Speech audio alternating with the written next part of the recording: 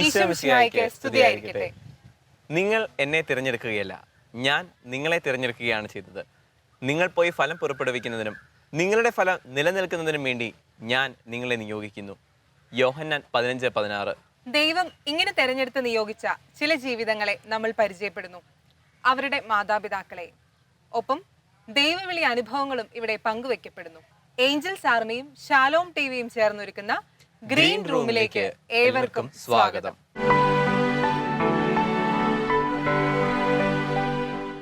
അപ്പോൾ കഴിഞ്ഞ ആഴ്ച നമ്മൾ പറഞ്ഞിരുന്ന പോലെ തന്നെ ഇന്ന് നമ്മൾ പോകുന്നത് കോട്ടയം തെള്ളകത്തുള്ള കപ്പൂച്ചിൻ സെമിനാരിയിലേക്കാണ്. കപ്പൂച്ചിൻ വൈദിക വിദ്യാർത്ഥികൾ അവരുടെ വൈദിക പരിശീലനത്തിന്റെ അവസാന കാലഘട്ടം ചിലവഴിച്ചുകൊണ്ടിരിക്കുന്ന ഒരു സെമിനാരിയാണത്. അവിടെ വൈദികരും വൈദിക വിദ്യാർത്ഥികളും ഒരച്ഛൻ്റെ മാതാപിതാക്കളും നമ്മെ കാത്തിരിപ്പുണ്ട്. അവരുടെ ദൈവവിളി അനുഭവങ്ങളും വൈദിക ജീവിതത്തിലെ അനുഭവങ്ങളും മാതാപിതാക്കൾക്ക് നമ്മോട് പറയാനുള്ള വിശേഷങ്ങളും എല്ലാം ശ്രവിക്കാനായി അങ്ങോട്ട് പോകാം.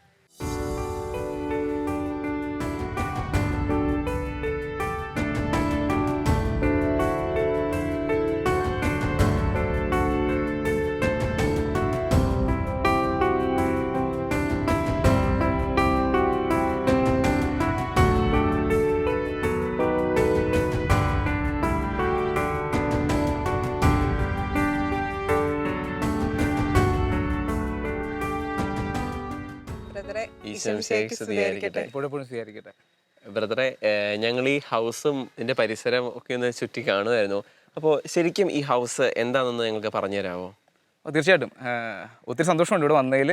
ഇത് നമ്മുടെ കപ്പൂച്ചിൻ വിദ്യാഭവൻ എന്നാണ് ഈ ഹൗസിന് അറിയപ്പെടുന്നത്. നമ്മുടെ കപ്പൂച്ചിൻ സഭയുടെ ഒരു പ്രധാനപ്പെട്ട ഒരു ഫോർമേഷൻ ഹൗസാണ്. നമ്മൾ ഈ കഴിഞ്ഞ ദിവസം നിങ്ങൾ എന്താണ് നമ്മുടെ ഈ മൂവാറ്റുപുഴയിലുള്ള നോഷേറ്റിൽ പോയി കാണും അല്ലേ? ഓക്കെ. അപ്പോൾ ഞങ്ങൾ ഫസ്റ്റ് ഫോർമേഷനിൽ ശരിക്കും പറഞ്ഞാൽ നമുക്ക് 3 കപ്പൂച്ചിൻ പ്രോൺസ് ഉണ്ട് സീറോ മലബാറിൽ. ഒരെണ്ണം സെൻറ്റ് ഫ്രാൻസിസ് പ്രോൺസ്, അത് ലാറ്റിൻ പ്രോൺസ് ആണ്. അപ്പോൾ സീറോ മലബാറിൽ നമ്മൾ ഈ എല്ലാ ബ്രദേഴ്സും മനുഷ്യന്മാരും എല്ലാം പഠിക്കുന്നത് അവരവരുടെ പ്രോൺസുകളിലായിട്ടാണ്. പക്ഷേ ഈ പ്രീ നോഷേറ്റ് തൊട്ട് പിന്നെ നോഷേറ്റിലൊക്കെ എല്ലാവരും ഒരുമിച്ച് വരുന്നു. അവിടെ തൊട്ട് പിന്നെ അങ്ങ് പട്ടം വരെ എല്ലാവരും കൂടെ ഒരുമിച്ചാണ്. അപ്പോൾ നോഷേറ്റിലാണ് നമ്മൾ ഉടുപ്പ് കിട്ടുന്നതിന് മുമ്പുള്ള ഒരു വർഷമൊക്കെ ചിലവഴിക്കുന്നത്, പ്രാർത്ഥനയിലൊക്കെ ചിലവഴിക്കുന്ന ദിവസം അവിടെയാണ്. പിന്നെ നമ്മൾ ഫിലോസഫിയിലോട്ടാണ് വരുന്നത്. നമ്മുടെ തൃശ്ശൂരാണ് 3 വർഷം നമ്മൾ ഫിലോസഫി പഠിക്കുന്നു. അതിനുശേഷം ഒരു റീജൻസി എന്ന് പറഞ്ഞിട്ടുള്ളൊരു കാലഘട്ടമുണ്ട്. അതൊരു സൂപ്പർ കാലഘട്ടമാണ്. നമ്മുടെ ഒരു പുറത്തുള്ളൊരു എക്സ്പോഷറാണ്. പിന്നെ ഉള്ളതാണ് നമ്മുടെ ഈ തിയോളജി. ഇതൊരു 3.5 വർഷമുണ്ട്. നമ്മുടെ ഈ ജീവിതത്തിലെ ഏറ്റവും ഒരു പ്രധാനപ്പെട്ട ഒരു സ്ഥലം ഇതാണ്, നമ്മൾ തിയോളജി പഠിക്കുന്നത്. അപ്പോൾ ഇവിടെ നമ്മളൊരു 10-50 ബ്രദേഴ്സ് പഠിക്കുന്നുണ്ട്. കേരളത്തിലെ എല്ലാ സ്റ്റേറ്റിൽ നിന്നുള്ളവരുണ്ട്. വളരെ സന്തോഷത്തോടുകൂടി എല്ലാവരും പോകുന്നു. കുറച്ച് പേരെയൊക്കെ ഞങ്ങൾക്ക് പരിചയപ്പെടുത്തി തരാമോ? അവരുടെ കാര്യങ്ങളൊക്കെ ഞങ്ങൾക്കൊന്ന് ചോദിച്ചറിയാനും. പിന്നെ തീർച്ചയായിട്ടും. പിന്നെ ഇവിടെ എല്ലാവരും ഉണ്ട്. നമ്മുടെ ഇവിടുന്ന് കുറച്ച് നാൾ മുമ്പ് ഇവിടെ പട്ടം കിട്ടി ഇറങ്ങിപ്പോയ നമ്മുടെ നമ്മുടെ മുത്തനച്ചന്മാരൊക്കെ ഉണ്ട്. അവ തീർച്ചയായിട്ടും ഞങ്ങളെയും പരിചയപ്പെടുത്തി തരണം. തീർച്ചയായിട്ടും പരിചയപ്പെടുത്തി തരാം.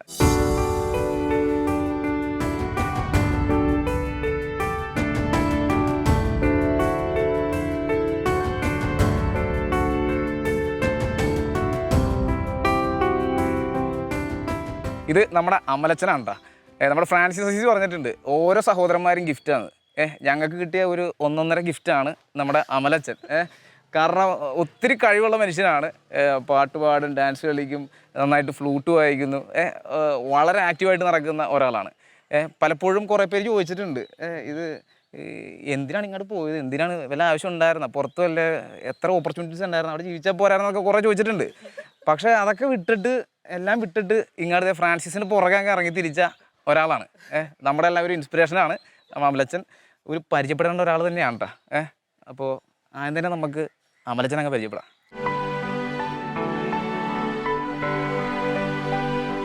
അച്ഛൻ, നിങ്ങൾ വീട്ടിൽ 2 മക്കളായിരുന്നല്ലോ, അച്ഛൻ ഒറ്റ മോനും. അപ്പോൾ +2 കഴിഞ്ഞ് അച്ഛൻ സെമിനാരി പോവാന്ന് പറഞ്ഞപ്പം അച്ചാച്ചനും അമ്മയ്ക്കും ഒക്കെ ഇച്ചിരി വിഷമം ഉണ്ടായിരുന്നു എന്നൊക്കെ ഞങ്ങൾ അറിഞ്ഞു. നല്ല രീതിയിൽ തന്നെ വിഷമം ഉണ്ടായിരുന്നു എന്ന് അറിഞ്ഞു. അപ്പോൾ എങ്ങനെയായിരുന്നു അച്ഛൻ, എന്ത് ധൈര്യത്തിലായിരുന്നു അച്ഛൻ പോകുന്നത്? അതായത് അവർക്ക് വിഷമമുണ്ട്, അതെങ്ങനെ അച്ഛനത് മാനേജ് ചെയ്യാമെന്ന് ഓർത്ത് ആ സമയത്തൊക്കെ അച്ഛൻ്റെ മനസ്സിൽ കൂടെയുള്ള ചിന്തകൾ എന്തായിരുന്നു എന്നൊന്ന് പറയാമോ? ഞാൻ പഠിക്കുന്ന സമയത്ത് അത്ര നല്ല രീതിയിൽ പഠിച്ച ഒരാളൊന്നും അല്ലായിരുന്നു. പ്രത്യേകിച്ച് ക്ലാസ്സിൽ എപ്പോഴും പോകാറില്ല. അങ്ങനത്തെ ഒരുപാട് കാര്യങ്ങളൊക്കെ ആയിട്ട് നടന്ന് അത്യാവശ്യം ഉഴപ്പി ജീവിച്ചൊരു മനുഷ്യനാണ്. അങ്ങനെ പരീക്ഷയൊക്കെ കഴിഞ്ഞ സമയത്ത് എനിക്ക് ഉറപ്പാണ് ഞാൻ പരീക്ഷ ജയിക്കില്ല എന്ന് എനിക്ക് ഉറപ്പാണ്. അങ്ങനെ പരീക്ഷ കഴിഞ്ഞപ്പോൾ ഒരു നല്ല നടപ്പിനായിട്ട് അങ്ങാണ്ട് വീട്ടുകാരെ ഒരു ധ്യാനം കൂടാനായിട്ട് വിടുക. അത് നമ്മുടെ മരണങ്ങാനം അസീസി ആശ്രമത്തിലാണ്. അപ്പോൾ ഞാൻ ആദ്യമായിട്ടാണ് അസീസി ആശ്രമത്തിൽ ചെല്ലുക, ധ്യാനകേന്ദ്രത്തിൽ ചെല്ലുന്നത്. അവിടെ ചെന്നതിന് ശേഷം ഞാൻ വലിയ താല്പര്യമൊന്നും ഇല്ലാതെ എല്ലാ കാര്യങ്ങളിലും പങ്കെടുക്കുന്നു. പക്ഷേ ലാസ്റ്റ് ദിവസം ഒരു ഷെയറിങ്ങിന് വേണ്ടിയിട്ട് ചെന്നപ്പോൾ ഞാനിങ്ങനെ ജസ്റ്റ് എൻ്റെ കാര്യങ്ങൾ കൂടെ ഉണ്ടായിരുന്നവരോടൊക്കെ പറയുന്നു. പോകെ കുറച്ച് ഒരു അച്ഛൻ്റെ അടുത്ത് പറയുകയാണ്, ഒരു പുസ്തകം വായിക്കാൻ തരികയാണ്. അത് ഫ്രാൻസിസിൻ്റെ ഒരു ജീവചരിത്രമാണ്. ഇച്ചിരി ബൾക്കി ആയിട്ടുള്ളൊരു ലിയോ അച്ഛൻ എഴുതിയ പുസ്തകമാണ്. സഭയിലെ തന്നെ, കപ്പുച്ചിൻ സഭയിലെ തന്നെ ലിയോ അച്ഛൻ എഴുതിയ പുസ്തകമാണ്. അപ്പോൾ ഞാൻ അതിന് മുന്നേ ഈ ഫ്രാൻസിസിനെ കുറിച്ച് കേട്ടിട്ടില്ല, അറിഞ്ഞിട്ടില്ല. ആദ്യമായിട്ട് ഞാൻ അറിയണത് ആ പുസ്തകത്തിൽ കൂടെ. അപ്പോൾ അത് വായിച്ചതിന് ശേഷം എനിക്ക് ഭയങ്കര സിമിലാരിറ്റി തോന്നുകയാണ്. എൻ്റെ ലൈഫുമായിട്ട് ഭയങ്കര സിമിലാരിറ്റി തോന്നുന്നൊരു മനുഷ്യൻ. ഞാൻ ആദ്യം ഒരു വിഷയത്തിന് അതുപോലെ നമ്മുടെ ലൈഫുമായിട്ട് ഭയങ്കര സാമ്യം തോന്നുന്ന ഒരു ആളെ വായിക്കണത്. അതെനിക്ക് ഭയങ്കര ഒരു ഇൻസ്പിറേഷനായി ഫ്രാൻസിസ്. അപ്പം ധ്യാനേന്ദ്രത്തിൻ്റെ നേരെ ഓപ്പോസിറ്റ് ഫ്രാൻസിസ് സെമിനാരിയാണ്. അവിടെ ഫ്രാൻസിസിൻ്റെ ഒരു സ്റ്റാച്ചു ഉണ്ട്. ഇങ്ങനെ 2 കൈ നിവർത്തി പിടിച്ച് അതിൽ 2 പ്രാവുകളൊക്കെ വന്നിരിക്കണ ഒരു സ്റ്റാച്ചു ഉണ്ട്. അപ്പോൾ എനിക്ക് എപ്പോഴും ധ്യാനത്തിന് വേണ്ടിയിട്ട് റൂമിൽ നിന്ന് ഇറങ്ങി പോകുമ്പോൾ നമ്മൾ അതുവഴി വേണം പോകാനായിട്ട്. എനിക്കിത് ഭയങ്കരമായിട്ട് എന്നെ സ്വാധീനിക്കുകയാണ് ഈ ഫ്രാൻസിസ് എന്ന് പറഞ്ഞ മനുഷ്യൻ. അങ്ങനെ ഫ്രാൻസിസിനോടുള്ള അട്രാക്ഷനാണ്. ധ്യാനാവസരത്തിന് ശേഷം, ധ്യാനം കഴിഞ്ഞതിന് ശേഷം ഞാൻ തിരിച്ച് ഒരു ലീഫ് ലെറ്ററൊക്കെ കിട്ടി. ഇങ്ങനെ ദൈവവിളിക്ക് താല്പര്യമുണ്ടോ? അന്ന് വരെ ഞാൻ ചിന്തിച്ചിട്ട് പോലുമില്ല ഇങ്ങനെ സഭയിൽ പോകണം, അച്ഛനാണോ എന്നൊന്ന് അങ്ങനെ വലിയ താല്പര്യമൊന്നുമില്ല. ചെറുപ്പത്തിൽ ചെറിയ ഓൾട്ടർ ബോയ് ആയിരുന്നു എന്നൊക്കെ അല്ലാതെ പിന്നീട് അങ്ങനെ താല്പര്യങ്ങളൊന്നുമില്ല. അപ്പോൾ ഇത് ഞാൻ പൂരിപ്പിക്കാനായിട്ട് ഞാൻ സെമിനാരിൽ ചെല്ലുന്നു. അങ്ങനെ കൂടുതൽ ഫ്രാൻസിസിന് വീട്ടിൽ ഒരുപാട് എതിർപ്പുകൾ ഉണ്ടായിരുന്നു. അച്ഛനമ്മച്ചയൊക്കെ ഒറ്റമോനാണ്, വിടത്തില്ല, ബന്ധുക്കളാണേലും അങ്ങനെ ഒരു താല്പര്യമില്ലായിരുന്നു. പക്ഷേ എനിക്കൊരു ഫ്രാൻസിസിലൂടെ അറിഞ്ഞ ഒരു ക്രിസ്തുവിനെ, ഫ്രാൻസിസ് കാണിച്ചു തന്ന ക്രിസ്തുവിനെ എനിക്ക് ഭയങ്കരമായിട്ട് ഇഷ്ടപ്പെട്ടു. ആ വഴിയിലൂടെ ഫ്രാൻസിസ് നടന്ന ജീവിതത്തിൽ പുള്ളി കാണിച്ചു തന്ന ആ ഒരു ക്രിസ്തു എന്ന് പറയുന്നത് ഭയങ്കരമായിട്ട് സ്വാധീനിക്കുക തന്നെ ചെയ്തു. ഈ കപ്പൂച്ചിൻ സഭ അച്ഛനിൽ വരുത്തിയ മാറ്റങ്ങൾ എന്തൊക്കെയാണെന്നൊന്ന് പറഞ്ഞു തരാമോ? തീർച്ചയായും. കപ്പൂച്ചിൻ സഭ എന്ന് പറയുന്നത്, പ്രത്യേകിച്ച് എൻ്റെ പെങ്ങൾ പറയാറുള്ളൊരു കാര്യമുണ്ട്. ഞാനങ്ങനെ ഒരുപാട് സംസാരിക്കുന്ന ഒരു വ്യക്തിയൊന്നും അല്ലായിരുന്നു. അത്യാവശ്യം ഇൻട്രോവേർട്ടായിട്ടുള്ളൊരു മനുഷ്യനായിരുന്നു. അവൾ എന്നെക്കുറിച്ച് പറയണത്, അല്ലെങ്കിൽ ഞാൻ സഭയിൽ വന്നതിന് ശേഷം അവൾ പറയുന്നത്, ചേട്ടാ ആരുടെയെങ്കിലും മുഖത്ത് നോക്കി സംസാരിക്കുന്നതാണ് ചേട്ടായിൽ ഞാൻ കണ്ട മാറ്റം, ഞാൻ ഏറ്റവും കൂടുതൽ ഇഷ്ടപ്പെടുന്ന ഒരു കാര്യം എന്ന് പറയുന്നത്. അപ്പോൾ അതിന് കാരണം എന്ന് പറയുന്നത് ഈ സഭയാണ്. ഞാൻ കപ്പൂച്ചിൻ സഭയിൽ ഏറ്റവും കൂടുതൽ ഇഷ്ടപ്പെടുന്നതും ഞങ്ങളുടെ ഏറ്റവും വലിയ ഒരു ഐഡൻറ്റിറ്റി എന്ന് പറയുന്നതും സാഹോദര്യമാണ്, ഫ്രട്ടേണിറ്റിയാണ്. സാഹോദര്യത്തിന് ഒരുപാട് വില കൽപ്പിക്കുന്ന ഒരു സന്യാസ സമൂഹമാണ് കപ്പൂച്ചിൻ സമൂഹം എന്ന് പറയുന്നത്. നിസ്സാര സഹോദരന്മാരുടെ സഭയെന്നാണ് സഭയുടെ അർത്ഥം പോലും, ഞങ്ങളുടെ പേര് പോലും. അപ്പോൾ ഞാൻ എന്തെങ്കിലും ആയിട്ടുണ്ടെങ്കിൽ അത് എൻ്റെ സഭയാണ്. ഞാനിങ്ങനെ നിൽക്കാൻ സാധിക്കുന്നു എന്ന് പറയുന്നത് എൻ്റെ സഹോദരന്മാരാണ്, എൻ്റെ സഭയാണ്. അത്രമാത്രം എൻ്റെ ജീവിതത്തിലൊരു വലിയ മാറ്റം കൊണ്ടുവരാനായിട്ട് ഈ സാഹോദര്യത്തിന് സാധിച്ചിട്ടുണ്ട്. ഞാൻ വിശ്വസിക്കുന്നു ഫ്രാൻസിസ് ആഗ്രഹിച്ചതും ഫ്രാൻസിസ് കാണിച്ചു തന്നതും ആ ഒരു മാറ്റമാണ്. സാഹോദര്യത്തിലൂടെ എല്ലാവരെയും സഹോദരങ്ങളായിട്ട് കാണുന്നൊരു വിശുദ്ധനാണ് ഫ്രാൻസിസ്. എല്ലാവരും ആൾക്ക് സഹോദരനും സഹോദരിയൊക്കെ ആയിരുന്നു. വെള്ളം, അഗ്നി, അങ്ങനെ എല്ലാത്തിനെയും, പക്ഷികളാവാം, എന്തിനേയും പുള്ളി സഹോദരങ്ങളും സഹോദരിയെന്നൊക്കെ വിളിച്ചൊരു ആളാണ്. അപ്പോൾ ആ ഒരു സാഹോദര്യത്തിൻ്റെ ഒരു സ്വാധീനമാണ് തീർച്ചയായും ഞങ്ങളുടെ സമൂഹ ജീവിതത്തിൽ, പ്രത്യേകിച്ച് എൻ്റെ ജീവിതത്തിൽ ഞാൻ എന്തെങ്കിലുമൊക്കെ ഇങ്ങനെ നിൽക്കുന്നുണ്ടെങ്കിൽ, എന്തെങ്കിലുമൊക്കെ ഇങ്ങനെ പറയുന്നുണ്ടെങ്കിൽ അതിനെ സ്വാധീനിക്കുന്നത്. പ്രത്യേകിച്ച് ഒരു വൈദികനായിട്ട് നിൽക്കുമ്പോൾ കപ്പൂച്ചിൻ സന്യാസ സമൂഹത്തിലെ അംഗം എന്ന നിലയിൽ ഒരുപാട് ഞാൻ ആ സാഹോദര്യത്തിന് വില കൽപ്പിക്കുന്നു, അഭിമാനിക്കുന്നു. അച്ഛനിപ്പം കപ്പൂച്ചിൻ സഭയിലെ സാഹോദര്യത്തെക്കുറിച്ചൊക്കെയാണല്ലോ പറഞ്ഞു നിർത്തിയത്. അപ്പം അത് മാത്രമല്ല, ഇവിടെ വന്നപ്പം അച്ഛന് വേറെയും ചില മാറ്റങ്ങൾ ഉണ്ടായത് ഞങ്ങൾ അറിഞ്ഞു. അച്ഛൻ ഈ കാണുന്ന പോലെ ഒന്നല്ല, അച്ഛൻ നന്നായിട്ട് ഓടക്കുഴൽ വായിക്കും, അച്ഛൻ പാട്ട് പാടും, പിന്നെ അച്ഛൻ കീബോർഡ് വായിക്കും. അങ്ങനെ സകലകലാവല്ലഭനാണ് നമ്മുടെ മുന്നിൽ നിൽക്കുന്നത്. അപ്പം ഇതൊക്കെ അച്ഛൻ ഇവിടെ വന്നിട്ടാണല്ലേ ഡെവലപ്പ് ചെയ്തെടുത്തതല്ല. അപ്പം അതിനെക്കുറിച്ചൊന്ന് സംസാരിക്കാവോ? തീർച്ചയായും. ഞാൻ അങ്ങനെ വായിക്കുമെന്നേ ഉള്ളൂ, ഞാൻ പഠിച്ചിട്ടില്ല. അപ്പോൾ അതിൻ്റെ പോരായ്മകളുണ്ട്. ജസ്റ്റ് ഇങ്ങനെ വന്ന് ഓരോരുത്തരെ കാണിച്ചു, അതായത് സീനിയേഴ്സ് ആയിട്ടുള്ളവർ ഒക്കെ പറഞ്ഞു തരും. ഒരു താല്പര്യം ഉണ്ടായിരുന്നു. പിന്നെ എല്ലാവരും അതിനെ നല്ലതാണ് അല്ലെങ്കിൽ മോശമാണെങ്കിൽ അത് ചൂണ്ടിക്കാണിക്കും, കുറച്ചുകൂടെ നന്നാക്കാമായിരുന്നു, അങ്ങനെ എല്ലാവരും പറയുന്നതിൻ്റെ ഭാഗമായിട്ട് ഒരുമിച്ച് നിൽക്കുന്ന, ഞാൻ പറഞ്ഞില്ലേ, ഞങ്ങളുടെ ആ ഒരു ബന്ധത്തിൻ്റെ പേരിൽ നിന്നാണ് ഇതൊക്കെ മാറുന്നത്. നമുക്ക് ഇങ്ങനെ പറ്റുമെന്നൊക്കെ കാണിച്ചു തന്നത് കപ്പൂച്ചിൻ സഭയാണ്. അതാണ് ഞാൻ പറഞ്ഞത്, ഞാൻ എന്തെങ്കിലുമൊക്കെ ആയിട്ടുണ്ടെങ്കിൽ അത് ഈ സന്യാസ സമൂഹത്തിൽ നിന്നാണ്. അച്ഛനോടൊരു 1 വേർഡ് ക്വസ്റ്റ്യൻ ചോദിക്കുക. ഒറ്റ വാക്കിൽ അച്ഛൻ്റെ ദൈവവിളിയെക്കുറിച്ച് പറയാൻ പറഞ്ഞാൽ അച്ഛൻ അത് എങ്ങനെയായിരിക്കും പറയുന്നത്? ബൈബിൾ വായിക്കുന്ന പോലെ ഞാൻ എന്തായിരിക്കുന്നു അത് ദൈവകൃപയിലാണ്. എൻ്റെ പുറകോട്ടുള്ള ജീവിതത്തിൽ നോക്കുമ്പോഴെല്ലാം ഈ ഒരു ദൈവത്തിൻ്റെ ഒരു ചെറിയൊരു അദൃശ്യമായ ഹാൻഡ് എനിക്ക് കാണാൻ സാധിക്കും. പലയിടത്തുനിന്നും ചിലപ്പം വഴിതെറ്റി വിട്ട് മാറിപ്പോയെങ്കിലും അവസാനം നമ്മളെ വട്ടം കറക്കി ഈ ഒരു ഇതിൽ നിൽക്കുക എന്ന് പറയുന്നത് ഞാനൊരിക്കലും സ്വപ്നം കണ്ടതല്ല, എൻ്റെ വീട്ടുകാരൊരിക്കലും സ്വപ്നം കണ്ടതല്ല. എന്നെ അറിയുന്ന ആരെങ്കിലും ഇതിനെക്കുറിച്ച് മനസ്സിലാക്കിയിട്ടുണ്ടോ എന്ന് പോലും എനിക്കറിയത്തില്ല. പട്ടത്തിന് ശേഷമാണ് എല്ലാവരും റിയലൈസ് ചെയ്യുന്നത് ഞാൻ ശരിക്കും ഇങ്ങനെ ഒരു താല്പര്യത്തോടു കൂടി പോയതായിരുന്നു എന്ന്. അപ്പോൾ ഒരിക്കലും ചിന്തിക്കാത്ത വഴികളിലൂടെ ദൈവം നടത്തി. അതിന്ന് നിൽക്കുന്ന ആ ഒരു സ്പേസിൽ ഞാൻ ഭയങ്കര ഹാപ്പിയാണ്. ഞാൻ എൻ്റെ ഇടം കണ്ടെത്തി എന്നൊക്കെ നമ്മൾ പറയത്തില്ലേ, നമ്മൾ എന്തായിരിക്കുന്നു, നമ്മളായിരിക്കുന്ന ഒരു സ്പേസ് കണ്ടെത്തുക.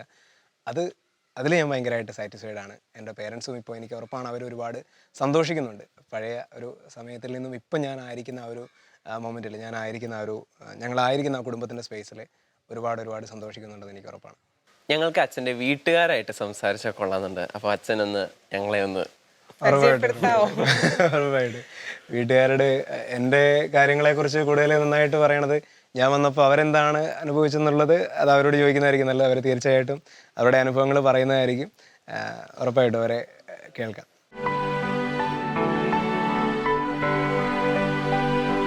നമ്മുടെ അമലച്ഛൻ്റെ അച്ചാച്ചനും അമ്മച്ചിയും നമ്മുടെ കൂടെ. അച്ഛനോട് ഞങ്ങൾ സംസാരിച്ചു. ഞങ്ങൾക്കിനി അച്ചാച്ചനോടും അമ്മച്ചിയോടും സംസാരിച്ച് കുറച്ച് കാര്യങ്ങളൊക്കെ അറിയാനുണ്ട്.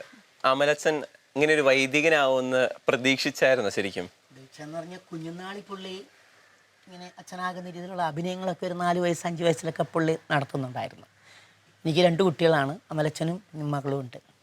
അപ്പോൾ അങ്ങനെ ഇവർ ആങ്ങളെയും പെങ്ങളും മുറി കയറിയിരുന്ന് അങ്ങനെ ഒരു കുർബാന ചൊല്ലുന്ന ഒരു സ്റ്റൈൽ ഞങ്ങൾ കാണാനിടയായിട്ടുണ്ട്. അപ്പോൾ അങ്ങനെ ഇതിൽ നിൽക്കുന്നു. അപ്പോൾ അച്ഛനാകും എന്നുള്ളത് നമുക്ക് അത്രയും പ്രതീക്ഷയൊന്നും ഞങ്ങൾ ഓർത്തിട്ടില്ലായിരുന്നു.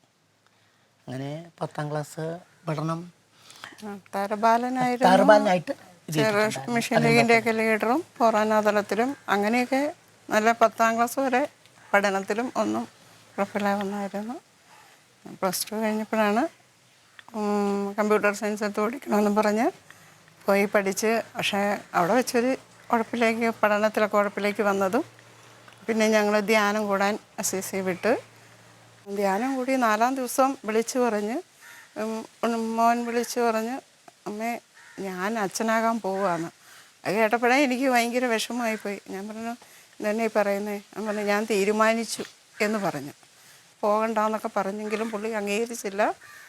ഞാനിപ്പോൾ നിന്നാലും നിങ്ങളെ നോക്കണമെന്നോ കല്യാണം കഴിഞ്ഞാൽ നോക്കണമെന്നോ അല്ലെങ്കിൽ ഞാൻ മരിച്ചു പോയാലും നിങ്ങൾക്ക് നഷ്ടമല്ലേ. അപ്പം ഞാനിങ്ങനെ വൈദികനായി പോയാൽ അത് ഒത്തിരി നന്മകളാണല്ലോ ഉണ്ടാകുന്നത് എന്നൊക്കെ പറഞ്ഞെങ്കിലും ഞങ്ങൾക്ക് അംഗീകരിക്കാൻ പറ്റിയില്ലായിരുന്നു. പക്ഷേ ഇവിടുന്ന് 2 അച്ഛന്മാർ വന്ന് ഞങ്ങളോട് ചോദിച്ചു, സംസാരിച്ചു. അപ്പോൾ പറഞ്ഞു എന്നെ അച്ഛനാകാൻ വിടണം എന്ന് അതിന് മുമ്പ് പുള്ളി എന്നും പറയുമായിരുന്നു. പുള്ളി ആ തീരുമാനത്തിൽ തന്നെ നിൽക്കുമായിരുന്നു. അന്നേരം അച്ഛന്മാർ വന്നപ്പം എതിര് പറയില്ലെന്ന് പറഞ്ഞായിരുന്നു. അതുകൊണ്ട് അച്ചാച്ചനില്ലായിരുന്നു, ഞാനും മോനും ഉണ്ടായിരുന്നപ്പോഴാണ് വന്നത്. അപ്പോൾ ചോദിച്ചു നിങ്ങൾക്ക് താല്പര്യമാണ്? മോൻ്റെ താല്പര്യം എതിര് പറയില്ലെന്ന് പറഞ്ഞുകൊണ്ട് നമ്മളത് അങ്ങനെ പറഞ്ഞു വിട്ടു. പക്ഷേ തിരിച്ചു വരും ഓർത്തായിരുന്നു ആദ്യത്തെ ആ ഒരു ഇത് കൊണ്ട് പോയതായിരിക്കുന്നു. പക്ഷേ പുള്ളി നിന്നു. പക്ഷേ പട്ടം കിട്ടിയപ്പോൾ നമുക്ക് ഒത്തിരി സന്തോഷമുണ്ട്. ഞാനൊരു കടയിൽ വർക്ക് ചെയ്യുന്നതാണ്, സൂപ്പർ മാർക്കറ്റ് അക്കൗണ്ടൻ്റായിട്ട്. ഇപ്പോഴും ആൾക്കാർ വരുമ്പോൾ അച്ഛൻ്റെ അമ്മേ എന്നാണ് വിളിക്കുന്നത് എന്നെ.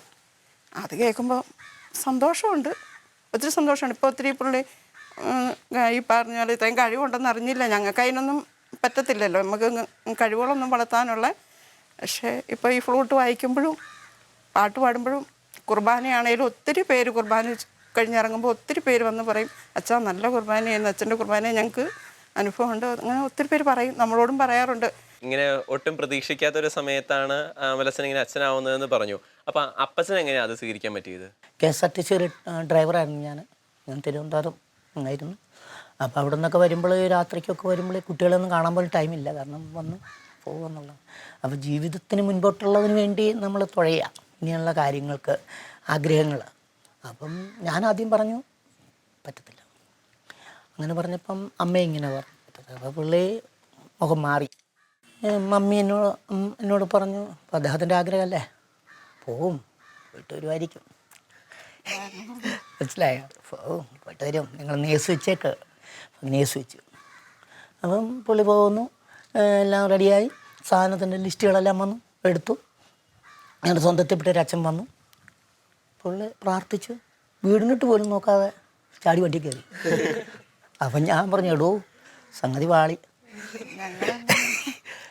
പുള്ളി വീട് പോലും നോക്കുന്നില്ല, പുള്ളി വിട്ടുപോയി എന്ന് പറഞ്ഞു. അപ്പോൾ കുഴപ്പമില്ല. അപ്പം അങ്ങനെ പിന്നെ നമുക്ക് എന്താണെന്ന് ചോദിച്ചാൽ അവധിക്ക് വരുമ്പോൾ ഒക്കെ ഉണ്ടാകുമ്പം തിരിച്ചു പോകുമ്പോൾ ഭയങ്കര സങ്കടമാണ്. അപ്പം അങ്ങനെയായി. പിന്നെയും അവധി ഈ പറഞ്ഞ 5 ദിവസം 10 ദിവസം അങ്ങനെയൊക്കെ അങ്ങനെ പോകുന്നു. അത് കഴിഞ്ഞ് പുള്ളി പിന്നെ ഇവിടെ വരുന്നു. അത് ഇവിടെ വരുമ്പോൾ ഞങ്ങൾക്ക് പിന്നെ ഇടയ്ക്കൊക്കെ ഇതിലേക്കിടയ്ക്ക് ഒന്ന് കറങ്ങി കണ്ടിട്ട് ഞാൻ വിട്ടുപോകും. വണ്ടിയെ വന്നിട്ട് മോനെ എല്ലാവരെയും അതിനകത്ത് പ്രത്യേകത ഇവിടെ വന്നപ്പോഴാണ് ഇവരോടുള്ള ആ സ്നേഹത്തിൻ്റെ കാഠിന്യം എനിക്ക് കൂടിയത്. ഒരു മകനല്ല, ഒരുപാട് മക്കളുണ്ടെന്ന് എനിക്ക് ബോധ്യപ്പെട്ടു. അവരുടെ സ്നേഹം അവിടം കൊണ്ടാണ് നമ്മുടെ ആ ടെൻഷൻ പകുതി അങ്ങ് പോയത്. കാരണം ഒരു മകനെ വിട്ടപ്പം അതുകൊണ്ട് ഒരുപാട് മക്കൾ നമുക്ക് വരുന്നു. ആ ഒരു സ്നേഹം നമുക്ക് അനുഭവിക്കാൻ പറ്റി ഞങ്ങൾക്ക് കുടുംബത്തിന്. ആ ഒരു സ്നേഹം 10-40 കുട്ടികൾ ഇവിടെ വരും ഒത്തിരി മാതാപിതാക്കൾക്കുള്ള ഒരു ഉത്തരവാണ് കേട്ടോ. കാരണം ഒരു മോൻ പോയി കഴിഞ്ഞാൽ പിന്നെ ആരാ ഉള്ളത് എന്നുള്ള ചിന്താഗതി അത് ആദ്യം ഉണ്ടായി. പക്ഷെ ഇങ്ങനെ വന്നു കഴിഞ്ഞപ്പം ഞങ്ങൾക്കെല്ലാം ഇവിടെയുള്ള എല്ലാ പ്രദേശത്തിൻ്റെയും മമ്മി ഇവരുടെ എല്ലാം അവരാ കടയിൽ വന്നും നമ്മളെ കണ്ടിട്ടേ പോത്തുള്ളൂ. മമ്മി എന്നാണ്ട് വിശേഷം ചോദിച്ചു, അല്ലെ ഒരു വെള്ളമൊക്കെ എടുത്ത് കഴിച്ചു മക്കൾക്ക് കൊടുക്കുന്ന പോലെ ഇദ്ദേഹവും അതെല്ലാം ചെയ്ത് അവർ വരുമ്പോൾ 10 പേര് 5 പേരൊക്കെ വരുമ്പോൾ അവർ അതുപോലെ നമുക്ക് കൊടുക്കുന്ന ബിസ്ക്കറ്റൊക്കെ എടുത്ത് കൊടുത്ത് അങ്ങനെയൊക്കെ വരുമ്പോൾ അപ്പോൾ ഒരുപാട് മക്കൾ ഞങ്ങൾക്ക് കിട്ടി. അതാണ് ഏറ്റവും വലിയൊരു ഭാഗ്യം. കപ്പൂച്ചിൻ സഭയുടെ ഏറ്റവും വലിയ പ്രത്യേകതയാണ്, ഏറ്റവും വലിയ പ്രത്യേകതയാണ് കപ്പൂച്ചിൻ കൊച്ചിൻകാരെ സഭ. പോലെ കേട്ടോ. അതെ അതെ. അവര് നമ്മുടെ കൂടെ വന്ന് അടുക്കളയിൽ കയറി എല്ലാം ഒരു പ്രശ്നം ഒരു ഇതുമില്ല. ഒരു വലിയ പേരെന്നോ ചെറിയ പേരെന്നോ ഒന്നുമില്ല. മകളെ പെങ്ങളെ ആണേലും എല്ലാവരുമായിട്ട് അവര് കുഞ്ഞിപ്പെങ്ങളായിട്ട് അപ്പോൾ നമുക്ക് സന്തോഷമായി.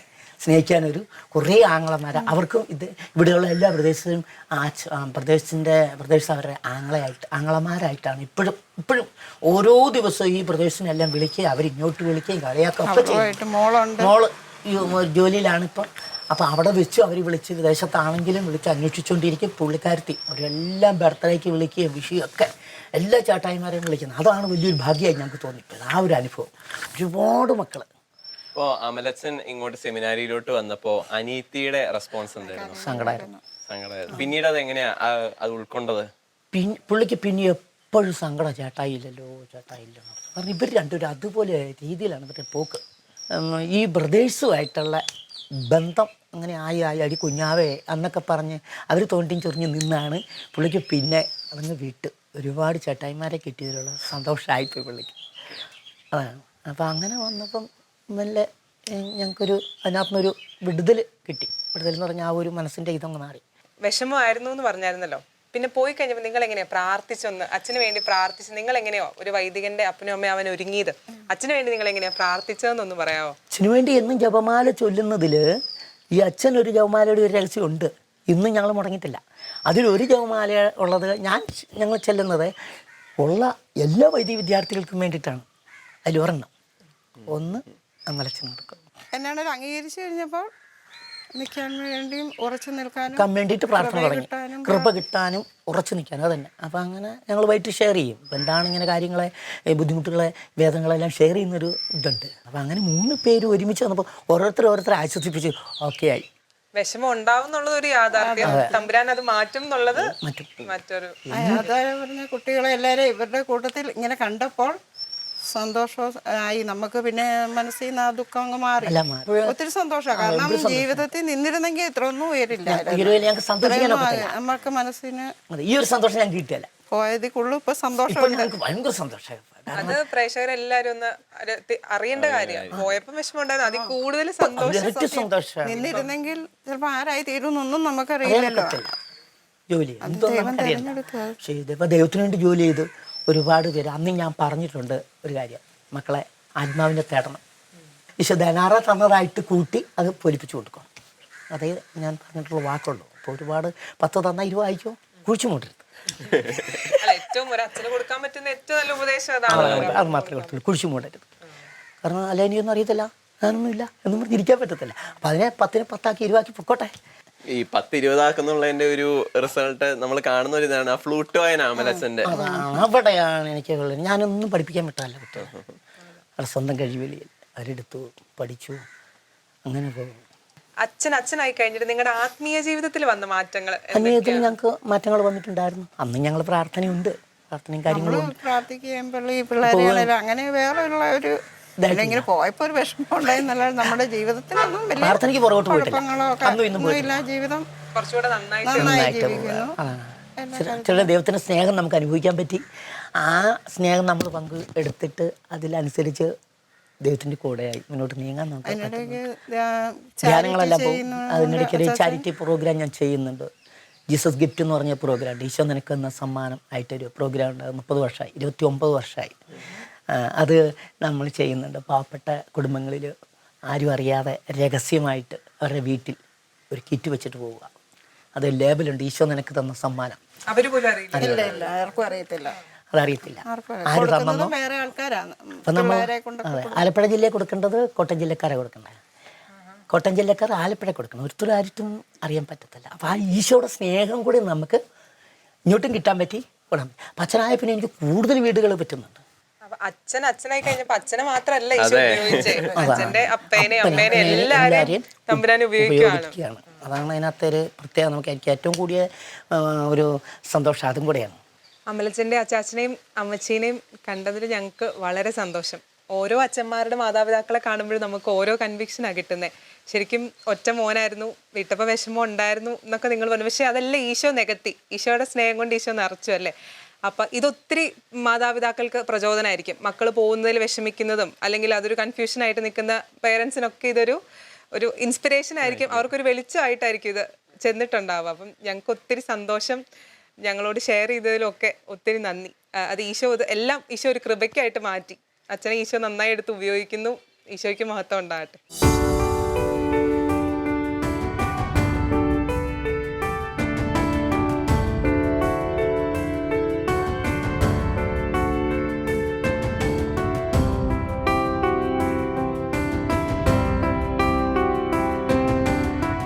ഇത് ഞങ്ങളുടെ ജോൺ ഐക്കരച്ചൻ. അപ്പം ഞങ്ങൾ സ്നേഹപൂർവ്വം മോൻസിയച്ചൻ എന്ന് വിളിക്കും. വലിയ ടീമാണ്. എന്ന് വെച്ചാൽ കേരള അണ്ടർ-19 ഫുട്ബോൾ ടീമിലെ അംഗമായിരുന്നു. പിന്നീട് അത് കഴിഞ്ഞിട്ട് നേഴ്സിംഗ് പഠിച്ച് 1.5 വർഷം നേഴ്സിംഗ് പ്രൊഫഷൻ ജോലിയായിട്ട് ചെയ്തു. അവിടുന്ന് ഞങ്ങളുടെ കൂടെ കൂടിയ ആളാണ്. അപ്പോൾ ഇഷ്ടംപോലെ കാര്യങ്ങൾ നിങ്ങൾക്ക് ചോദിക്കാനുണ്ടാവുമല്ലോ, ചോദിച്ചോളൂ. ഇതൊക്കെ ഉപേക്ഷിച്ചുകൊണ്ട് അച്ഛൻ എന്തുകൊണ്ടാണ് സന്യാസം തിരഞ്ഞെടുത്തത്? ഞാൻ 8ാം ക്ലാസ് മുതൽ +2 വരെ ജീവിരാജ സ്പോർട്സ് സ്കൂളിലാണ് പഠിച്ചത്. അപ്പോൾ അവിടെയാണ് പ്രൊഫഷനായിട്ട് നമ്മൾ ഫുട്ബോളിനെ അത്രമാത്രം സ്നേഹിക്കുകയും കളിക്കുകയും ചെയ്യുന്നത്. ഇപ്പോൾ അത്രമാത്രം ഒരു സ്നേഹം ഇപ്പോഴും ഉണ്ട്. അപ്പോൾ ഫുട്ബോളിൽ ആ ഒരു ജീവിതമായിരുന്നു. ഫുട്ബോളാണ് കളി, അതിൽ ഏറ്റവും കൂടുതൽ നന്നായിട്ട് വളരുക, അങ്ങനെയുള്ളൊരു കാഴ്ചപ്പാടാണ്. അവിടെ പഠിത്തം പോലും സെക്കൻഡറി ആയിട്ട് നിൽക്കുകയാണ്. അപ്പോൾ നമുക്ക് ഫുട്ബോളിനെ എത്രയും നന്നായിട്ട് വളരുക, നല്ല ടീമുകളിൽ എത്തുക, അങ്ങനെയൊക്കെ സ്വപ്നം കണ്ട ഒരു സമയമാണ് ഫുട്ബോൾ. അതിനുശേഷമാണ് നേഴ്സിങ്ങിൽ ബാംഗ്ലൂരിൽ അവിടെ പഠിക്കുന്നു. അതിനുശേഷം തിരുവല്ല പുഷ്പഗിരി മെഡിക്കൽ കോളേജിൽ ജോലി ചെയ്യാൻ 1.5 വർഷം അവിടെ ജോലി ചെയ്തു. ഈ ജോലി ചെയ്യുന്ന സമയത്ത് പുഷ്പഗിരി ഹോസ്പിറ്റലിൽ ഒരു നല്ല ചാപ്പലുണ്ട്. അപ്പോൾ അവിടെ പോയി ഇരിക്കുന്നൊരു ശീലമുണ്ട്. ഒരു 5 മിനിറ്റ് ഒക്കെ അതിരിക്കുമായിരുന്നു. പതിയെ അത് 5 മിനിറ്റ് എന്നുള്ളത് 10 മിനിറ്റ് എന്നുള്ളത് അരമണിക്കൂർ, ചിലപ്പോൾ ഉച്ചയ്ക്കൊക്കെ ഡ്യൂട്ടിക്ക് വരുമ്പോൾ 1 മണിക്കൂറൊക്കെ. അത് കുറേ മാസങ്ങൾക്ക് എടുത്താണ് ഇങ്ങനെ ഗ്രാജുവലായിട്ട് വളർന്നത്. അപ്പോൾ ഇങ്ങനെ എഴുന്നേറ്റ് പോകുമ്പോൾ ചില സമയത്ത് പ്രാർത്ഥിക്കും, ചില സമയത്ത് കളികളെക്കുറിച്ച്, അന്നും കളിക്കുന്നുണ്ട്, അപ്പോൾ കളികളെക്കുറിച്ച് ചിന്തിക്കുന്ന ദിവസങ്ങളുണ്ട്. പക്ഷെ എന്നാലും അവിടുന്ന് എഴുന്നേറ്റ് പോകുമ്പോൾ ഉള്ളിലൊരു സ്വസ്ഥതയുണ്ട്, ശാന്തതയുണ്ട്, ഒരു വല്ലാത്ത സന്തോഷമുണ്ട്. അപ്പോൾ അങ്ങനെ പോകുന്ന സമയങ്ങളിൽ നമ്മളിപ്പം ഹോസ്പിറ്റലിലൊക്കെ വർക്ക് ചെയ്യുമ്പോൾ ചിലരൊക്കെ നമ്മളോട് ദേഷ്യപ്പെടും. പണ്ട് ദേഷ്യപ്പെട്ടിട്ടുണ്ടെങ്കിൽ ഇങ്ങനെയൊക്കെ വളരെ സ്വസ്ഥമായിട്ട് ശാന്തമായിട്ട് പോകുന്ന ആ ഒരു മനസ്സോടുകൂടി പോകുന്ന ദിവസങ്ങളിൽ നമുക്കറിയാം ആരെന്ത് പറഞ്ഞാലും നമ്മളെ അത് അഫക്റ്റ് ചെയ്യില്ല. പുറമേ നിന്നുള്ള ഒന്നും നമ്മളെ ഉള്ളിനെ അഫക്റ്റ് ചെയ്യാത്ത ഒരു വല്ലാത്ത ഉള്ളിൽ നിറയുന്ന ഒരു നിറവ്, ഒരു വല്ലാത്ത സന്തോഷമുണ്ട്, ഒരു ആനന്ദമുണ്ട്. അപ്പോൾ ഇതിങ്ങനെ അനുഭവിച്ച് വന്നപ്പോൾ ആ ഒരു സമയത്ത് തന്നെയാണ് ഞാൻ ഒരു പുസ്തകം വായിക്കാനും ഇങ്ങനൊരു സന്യാസ ജീവിതത്തെക്കുറിച്ച് കൂടുതൽ അറിയാനും ഒക്കെ കാരണമായത്. അങ്ങനെ ആ ഒരു സന്യാസത്തെക്കുറിച്ച് കുറച്ച് അന്വേഷിച്ചു. അങ്ങനെ ഈ ഒരു ജീവിതശൈലിയിലേക്ക് പതിയെ സന്യാസ ജീവിതശൈലി ഒന്ന് ആഗ്രഹിക്കുകയും അത് പിൻചെല്ലാനായിട്ടുള്ള ഒരു ശ്രമത്തിലൂടെയാണ് ഞാനിപ്പോൾ നടന്നുകൊണ്ടിരിക്കുക. ഓക്കെ, അപ്പോൾ സന്യാസം അച്ഛൻ തിരഞ്ഞെടുത്തപ്പം എന്തുകൊണ്ടാണ് ഈ കപ്പൂച്ചിൻ സഭ അച്ഛൻ തിരഞ്ഞെടുക്കാൻ കാരണം എന്താ? എനിക്ക് പലവിധമായ സന്യാസങ്ങളെക്കുറിച്ച് ഒന്നും അറിയില്ലായിരുന്നു. ഞാൻ ആദ്യമായിട്ട് സീരിയസ് ആയിട്ട് വായിക്കുന്ന ഒരു പുസ്തകം എന്ന് പറയുന്നത് ഫ്രാൻസിസ് അസിസിയെക്കുറിച്ചുള്ള ലിയോ കീപ്രത്തച്ഛൻ എഴുതിയ പുസ്തകമാണ്. അപ്പോൾ അത് ആദ്യം വായിച്ചപ്പോൾ വലിയ ഇൻട്രസ്റ്റ് ആയിട്ടൊന്നും തോന്നിയില്ല. കാരണം അത് പ്രകൃതിയെക്കുറിച്ചൊക്കെയാണ് പറഞ്ഞത്. 2-3 ചാപ്റ്റർ വന്നപ്പോൾ തൊട്ട് ലൈഫിലേക്ക് കയറാൻ തുടങ്ങി. ഫ്രാൻസിസ് അസീസി എന്ന മനുഷ്യൻ്റെ ജീവിതത്തെയൊക്കെ വളരെ വ്യക്തമായിട്ട് വിവരിക്കുന്ന ആ ഒരു ജീവിതം വായിച്ചു തുടങ്ങിയപ്പോഴത്തേനും വല്ലാതെ അത് ഒത്തിരി അട്രാക്റ്റ് ചെയ്തു എന്നുള്ളതാണ്. ഏറ്റവും പ്രധാനപ്പെട്ടത് എനിക്കൊരു വലിയ പ്രതീക്ഷ കിട്ടി എന്നുള്ളതാണ്. കാരണം എൻ്റെ അതുവരെയുള്ളൊരു ജീവിതത്തിൽ നിന്ന് മാറി ഇനി ഒരു നല്ല ജീവിതം സാധ്യമാകും എന്ന് വെളിവാക്കി തന്നത്, ഒരു പ്രതീക്ഷ തന്നത് ഈ ഒരു പുസ്തകമാണ്. കാരണം ഞാൻ ഈ പുസ്തകം വായിക്കുമ്പോൾ എനിക്ക് 24 വയസ്സാണ്. ഈ പുസ്തകത്തിൽ ദൈവത്തെ കണ്ടുമുട്ടുന്ന ഫ്രാൻസിസ് കണ്ടുമുട്ടുമ്പോൾ അദ്ദേഹത്തിന് 24 വയസ്സാണ്. അപ്പോൾ അതിനുശേഷം അയാൾ വിശുദ്ധരിൽ ഏറ്റവും വിശുദ്ധനെന്നും രണ്ടാം ക്രിസ്തു എന്നൊക്കെ പേരിലൊക്കെ അറിയപ്പെടുന്നുണ്ട്, പല നല്ല പേരുകളിൽ. പക്ഷേ അപ്പോൾ എൻ്റെ ഒരു വലിയ പ്രതീക്ഷ, എനിക്ക് കിട്ടിയ വലിയൊരു ഹോപ്പ് എന്ന് പറയുന്ന ഇതാണ്, പ്രത്യാശ എന്ന് പറയുന്ന ഇതാണ്, ഇനിയും ഒരു നല്ല ജീവിതം എനിക്കും സാധ്യമാണ്. ഈ വിശുദ്ധൻ എനിക്ക് തന്ന വലിയ സുവിശേഷം ഇതാണ്. എത്ര വലിയ പാപത്തിൻ്റെ വഴികളിലൂടെ പോയാലും ഇന്നു മുതൽ തമ്പുരാനെ സ്നേഹിക്കാൻ തുടങ്ങിയ ഇന്നു മുതൽ എനിക്ക് ഒരു നല്ല വിശുദ്ധനായി മാറാൻ പറ്റും, നല്ലൊരു മനുഷ്യനായി മാറാൻ പറ്റും. ദൈവത്തിന് ഏറ്റവും പ്രീതികരമായും സഹോദരങ്ങൾക്ക് ഏറ്റവും അനുഗ്രഹപ്രദമായ ഒരു സന്യാസ ജീവിതം എനിക്കും സാധ്യമാണെന്ന് ഈ വിശുദ്ധൻ തൻ്റെ ജീവിതം കൊണ്ട് എന്നെ കാണിച്ചു തന്നു. അതുകൊണ്ട് ഈ ഒരു ഫ്രാൻസിസ് അസീസിയെ പിൻചെല്ലണമെന്ന് വലിയൊരു കൊതി തോന്നി. അതിലും അപ്പുറം അദ്ദേഹം കാണിച്ചു തന്നൊരു സാഹോദര്യത്തിൻ്റെ ഒരു ജീവിതമുണ്ട്. സഹോദരങ്ങൾ ഒന്നായിട്ട് ഒരു കുടുംബമായിട്ട് ജീവിക്കുന്ന ഒരു അവസ്ഥയാണ്. ഒരു സംഘടനയൊന്നുമല്ല, ഒരു കുടുംബമാണത്. ആ ഒരു കുടുംബത്തിൽ അംഗമാകാൻ വലിയൊരു കൊതി തോന്നി. അങ്ങനെയാണ് കപ്പൂച്ചിൻ സഭ, ഫ്രാൻസിസ്കൻ സഭ തിരഞ്ഞെടുത്തത്. അച്ഛാ, ഫുട്ബോൾ എന്നുള്ളത് അച്ഛൻ്റെ ഒരു വലിയൊരു പാഷൻ ആയിരുന്നല്ലോ. അപ്പോൾ സന്യാസത്തിലേക്ക് പ്രവേശിച്ചതിന് ശേഷം അതിനോട് വിട പറയേണ്ടി വന്നിട്ടുണ്ടോ, അതോ ഇപ്പോഴും അത് കണ്ടിന്യൂ ചെയ്യുന്നുണ്ടോ? ഒരു പാഷൻ, തീർച്ചയായിട്ടും ഒരു പ്രണയമാണത്. അത്രമാത്രം സ്നേഹം എനിക്ക് ഫുട്ബോളിനോടുണ്ട്. അതിന്നും ഉണ്ട്. എൻ്റെ സെമിനാരി കാലഘട്ടങ്ങളിലെല്ലാം തന്നെ തീർച്ചയായിട്ടും ഈ കളി എൻ്റെ കൂടൊപ്പം ഉണ്ട്. എന്നോടൊപ്പമുള്ള സഹോദരങ്ങളോടൊപ്പം ഞങ്ങൾ കളിക്കുന്നുണ്ട്. ഇപ്പോഴും ഒരവസരം കിട്ടിയാൽ ഞാൻ കളിക്കാതിരിക്കാറില്ല, എപ്പോഴും കളിക്കും. കുട്ടികളോടൊപ്പം ആട്ടെ, ആരോടൊപ്പം ആട്ടെ, ഒരവസരം കിട്ടിയാൽ ഇപ്പോഴും കളിക്കും. അച്ഛനിപ്പോൾ അച്ഛൻ്റെ പഴയ തട്ടകത്തിൽ തന്നെയാണ്. അവിടെ തിരുവനന്തപുരത്താണ് ഫുട്ബോളൊക്കെ പഠിച്ചതെന്ന് പറഞ്ഞില്ല. ഇപ്പം തിരുവനന്തപുരം ജില്ലയിൽ പാറശാല അടുത്ത് ഞങ്ങൾ പുതിയൊരു ആശ്രമം തുടങ്ങുന്നുണ്ട്. അപ്പോൾ അതിൻ്റെ നിർമ്മാണ ചുമതലകളുമൊക്കെ ആയിട്ട് ഇപ്പോൾ അച്ഛൻ അവിടെയാണ്. നമുക്ക് പറ്റുവാണെങ്കിൽ ഒരു ടീമൊക്കെ ആയിട്ട് അച്ഛൻ്റെ അടുത്തേക്ക് പോകാം. അച്ഛൻ അവിടെ ഒരു പിള്ളേരെയൊക്കെ സെറ്റ് ചെയ്യുന്നുണ്ടെന്ന് പറഞ്ഞത്. അങ്ങനെയാണെങ്കിൽ നമുക്കും അങ്ങോട്ടൊക്കെ ഒന്ന് പോവാം അല്ലേ?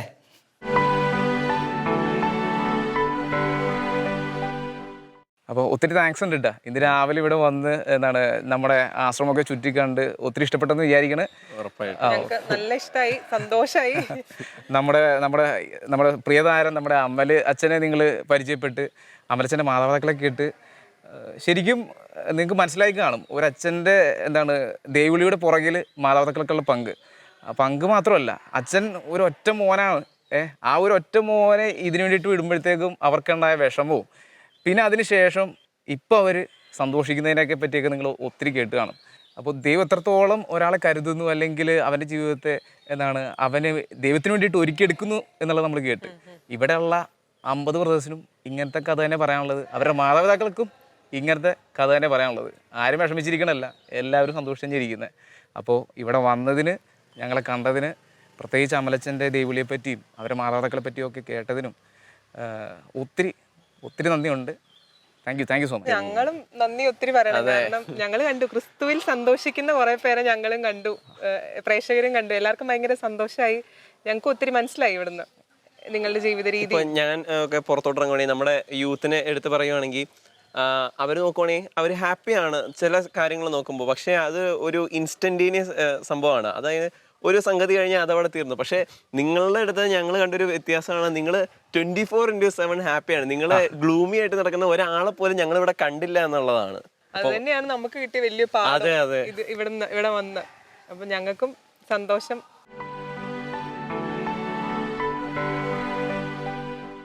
കപ്പൂച്ചിൻ സന്യാസ ആശ്രമത്തിലൂടെ എല്ലാം നടക്കുമ്പം അവരുടെ സാഹോദര്യം നമ്മെ ഏവരെയും അത്ഭുതപ്പെടുത്തുന്നതാണ്. ഫ്രാൻസിസ് അസിസിയോട് ചേർന്നുകൊണ്ട് തന്നെ അവർ ഈശോയോടുള്ള സ്നേഹത്തിൽ സന്യാസ ജീവിതം ആസ്വദിക്കുന്നു, സന്തോഷിക്കുന്നു എന്ന് നമുക്ക് മനസ്സിലായി. ഗ്രീൻ റൂം അത് എത്ര മനോഹരമായ ഒരു കാലഘട്ടമാണ്. പ്രത്യേകിച്ച് വൈദിക വിദ്യാർത്ഥികൾ വൈദിക പരിശീലനത്തിലേക്ക് കടന്നു വരുമ്പോൾ അവരുടെ വീടുകളിൽ ഉണ്ടാകുന്ന വ്യത്യസ്തകരമായ അനുഭവങ്ങൾ നാം ഇന്ന് കാണുകയുണ്ടായി. മക്കൾക്ക് ദൈവവിളി ലഭിക്കുന്നതിനോടൊപ്പം തന്നെ ചെറിയ വിഷമങ്ങളിൽ കൂടെ എല്ലാം മാതാപിതാക്കൾക്ക് കടന്നു പോകേണ്ടി വന്നാലും പിന്നീട് അവരും വലിയൊരു ദൈവാനുഭവത്തിലേക്ക് കടന്നു വരുന്നതാണ് ഇന്ന് നമുക്ക് കാണാൻ സാധിച്ചത്. ഇതുപോലുള്ള ഒത്തിരി മഹത്തരമായ ദൈവവിളികൾ ഇനിയും സഭയിൽ ഉണ്ടാവട്ടെ. ഇനിയും ഇങ്ങനെ വ്യത്യസ്തമായ ദൈവവിളി അനുഭവങ്ങളും പല വിധത്തിലുള്ള കോൺഗ്രിഗേഷനും എല്ലാം ഈ ഗ്രീൻ റൂമിലൂടെ നമ്മൾ പരിചയപ്പെടും. നമുക്ക് കാത്തിരിക്കാം. ഈശോ നമ്മെ ഏവരെയും അനുഗ്രഹിക്കട്ടെ. നന്ദി.